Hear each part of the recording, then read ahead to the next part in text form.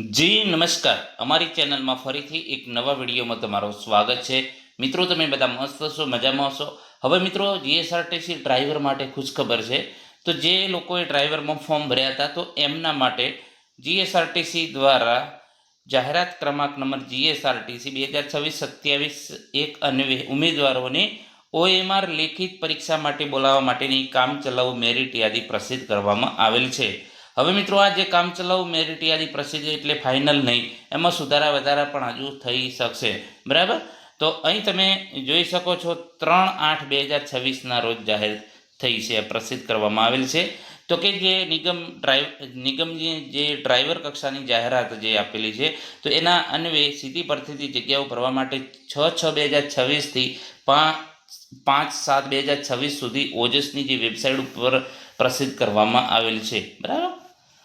હવે જાહેરાતમાં જે પ્રસિદ્ધ કરાયેલ જગ્યાઓ તેમજ જાહેરાતની સૂચના ક્રમાંક 1ની પેટા સૂચના નંબર 3 અને સૂચના ક્રમાંક Tમાં દર્શાવવામાં આવેલ જોગવાઈઓ ધ્યાને લઈ ઉમેદવારોની કામચલાઉ મેરિટ યાદી પ્રસિદ્ધ કરવામાં આવેલ છે।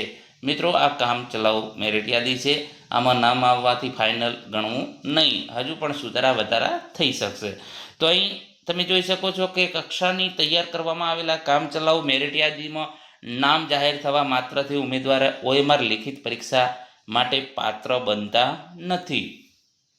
નિગમ દ્વારા જણાવ્યા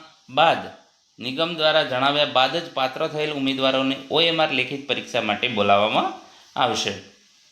પરીક્ષા અંગેની સંયુક્ત ઓનલાઈન પ્રોસેસ ફી ભરેલ અંતિમ અરજીપત્રકમાં દર્શાવેલ અરજીપત્રક નંબર અથવા તો કન્ફર્મેશન નંબરથી જે કામચલાઉ યાદીમાં તેમનો સમાવેશ થયેલ છે કે કેમ તે ચેક કરવાનું રહેશે। હવે આમાં મિત્રો જે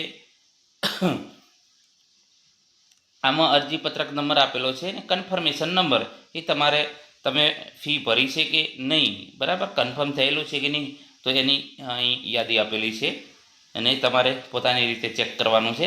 જાહેરાતમાં દર્શાવવામાં આવેલ તમામ જોગવાઈઓ પરિપૂર્ણ કરતા હોવા છતાં કામચલાઉ પ્રસિદ્ધ યાદીમાં જે ઉમેદવારોનું નામ ન હોય, તો તેવા ઉમેદવારોને વાંધો હોય તો તે કામચલાઉ મેરિટ યાદી પ્રસિદ્ધ થયેથી 7 દિવસમાં કચેરીની જે મેલ આઈડી છે એના પર પોતાનો વાંધા અરજી પત્રકની નકલ સહિત મોકલવામાં રહેશે। ત્યારબાદ કોઈ પણ અરજી સ્વીકારવામાં આવશે નહીં।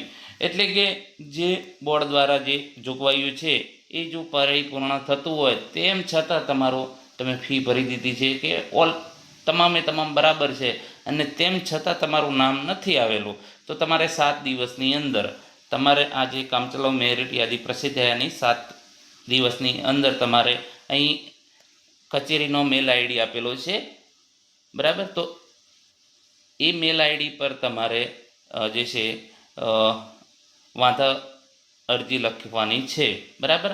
7 દિવસ પછી તમારી અરજી સ્વીકારવામાં આવશે નહીં।